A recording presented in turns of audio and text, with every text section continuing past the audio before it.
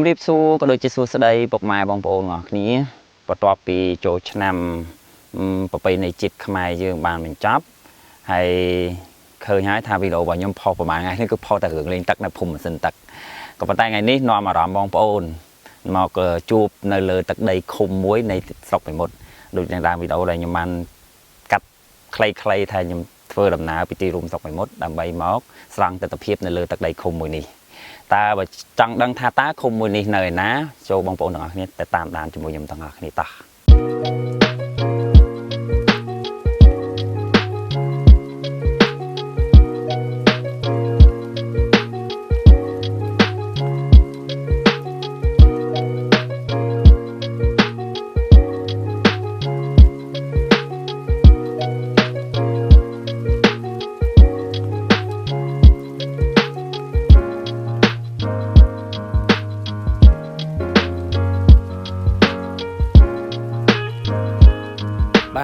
បងប្អូនមកនិយាយពីរឿងស្រុកមេមត់ដូចដែលបានឃើញនៅដើមវីដេអូនៅវីដេអូលើអាកាសហ្នឹងណាដឹងស្រាប់ហើយថាមេមត់គឺជាតំបន់ដីកសិកម្មមានចង្ការកៅស៊ូចង្ការមរិចចង្ការធូរ៉េនចង្ការស្អីច្រើនណាស់បងប្អូនអើយហើយបើនិយាយពីខ្ញុំធ្វើតាណា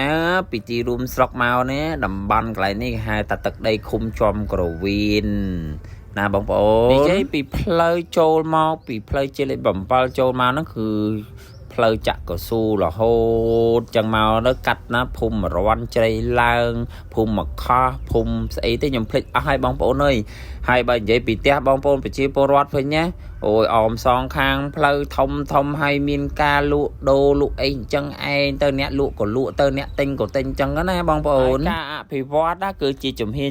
អ្នកឃុំចំកវៀនដឹងស្រាប់ហើយថាមិនម៉ានោះហើយខ្ញុំហ៊ាននិយាយអីច្រើនក្រៅពីស្រង់ទិដ្ឋភាពឲ្យបងប្អូនបានឃើញទេបងប្អូនណាបើសិនជាខ្ញុំស្រង់ទិដ្ឋភាពហើយខ្ញុំអត្ថាធិប្បាយឬការនិយាយ voice over របស់ខ្ញុំទៅវាមានការខុសខាតលើសលួសត្រង់ណាមិនសមរម្យសូមមេត្តាខន្តីអភ័យទោសផងព្រោះការធ្វើវីដេអូរបស់ខ្ញុំធ្វើទៅគឺចង់បង្ហាញឲ្យបងប្អូននៅលើ social media បណ្ដាញសង្គមទាំងអស់បានឃើញថានៅស្រុកខ្ញុំអភិវឌ្ឍបែបមិនអញ្ចឹងណាបងប្អូនការធ្វើដំណើរជាបន្តបន្ទាប់មកហើយក៏ហួសនៅភូមិថ្មដាហ្នឹងទូលថ្មដាយើងនឹងឯងក៏មកដល់ហ្នឹងទៅការចាក់កស៊ូបានត្រឹមប៉ុណ្្នឹងឯងនេះបងប្អូនពាក់ព័ន្ធជាមួយនឹងការចាក់កៅស៊ូជាដំណាក់កាលមានបងប្អូនកន្លងមកហ្នឹងក៏ធ្លាប់សួរខ្ញុំដែរប៉ុន្តែខ្ញុំក៏ប្រាប់បងប្អូនវិញថាការងារនេះគឺជាការងាររបស់ថ្នាក់ឃុំស្រុកទេ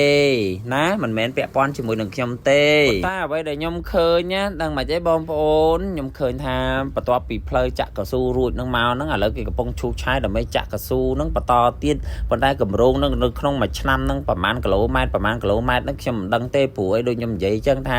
ជាការងាររបស់ថ្នាក់ឃុំថ្នាក់ស្រុកថ្នាក់ក្រសួងដែលពាក់ព័ន្ធជាមួយនឹងផ្លូវថ្នល់ណាបងប្អូនដូច្នេះហើយបើសិនជាខ្ញុំអត្ថាធិប្បាយ voice over ទៅលើវីដេអូនេះទៅមានការខុសខាតលើលួសត្រង់ណាមិនសមរម្យសូមបងប្អូនទាំងអស់គ្នាកុំប្រកែប្រកាន់ហើយមេត្តាកម្មតែអភ័យទោសដល់ខ្ញុំផងព្រោះខ្ញុំមិនមែននៅក្នុងជំនាញកិច្ចការងាររដ្ឋបាលសាលាឃុំឬសាលាខេត្តឬមួយក៏ថ្នាក់ស្រុកអីទេណានិយាយគ្នាហើយណាធ្វើវីដេអូនេះទៅចង់បង្ហាញឲ្យបងប្អូននៅលើ social media បណ្ដាញសង្គមហ្នឹងឲ្យឃើញថានៅក្នុងឃុំចំកវៀនកំពុងអភិវឌ្ឍជាបន្តបន្ទាប់ហើយខ្ញុំមកបញ្ជាក់ម្ដងហើយម្ដងទៀតថាខ្ញុំមិនមែនជាមន្ត្រីជំនាញនៅក្នុងឃុំចំកវៀនទេប៉ុន្តែខ្ញុំគឺធ្វើវីដេអូនេះចង់ឲ្យបងប្អូនឃើញថានៅក្នុងឃុំចំកវៀនហ្នឹងកំពុងតែអភិវឌ្ឍជាបន្តបន្ទាប់ហើយដូច្នេះហើយបងប្អូនដែលកំពុងតែរងចាំផ្លូវចាក់កៅស៊ូគឺបន្តការរងចាំសិនទៅការអភិវឌ្ឍជាបន្តមិនយូរមិនឆាប់យើងនឹងមានផ្លូវចាក់កៅស៊ូ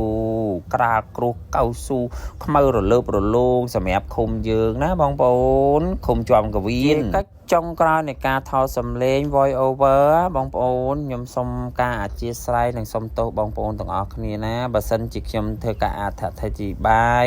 ក៏ដូចជាការ voice over និយាយនេះទៅណាមានការលើសលួសត្រង់ណាមិនសមរម្យសូមបងប្អូនណាមេត្តាខន្តីអភ័យទោសនិងជួយណែនាំខ្ញុំបន្ថែមផងក្រាអ្នកក្លុកលេងទៅខ្ញុំក្លុកមែនខ្ញុំក្លុកទីក្រុងក្លុកណាបាខ្ញុំក្លុកប៉ះខ្ញុំអត់ពួកខ្ញុំល្អឲ្យទៅមុនអ្នកដេកជីខ្លួនវាជាផងវ៉ាសុំខ្ញុំរងមកដំរីយកយើងគ្នាខ្ញុំ ព្រោះព្រឹងរកលុយយើងទៅទិញកំភ្លើងអ្នកដល់ជ័យឆ្មារកលេងតែខ្ញុំក៏លុបមែនក៏លុបទីក្រុងក៏លុបណាបានក៏លុបបាញ់ខ្ញុំអាប់មួយខ្ញុំឲ្យទៅមុនអ្នកដេកជឿពួនពេលខ្ញុំវ៉ាទុំខ្ញុំរំមិនរយល់ជើងខ្ញុំសិនតែដៀលព្រោះព្រឹងរកលុយយើងទៅទិញកំភ្លើងអ្នកដល់ជ័យឆ្មា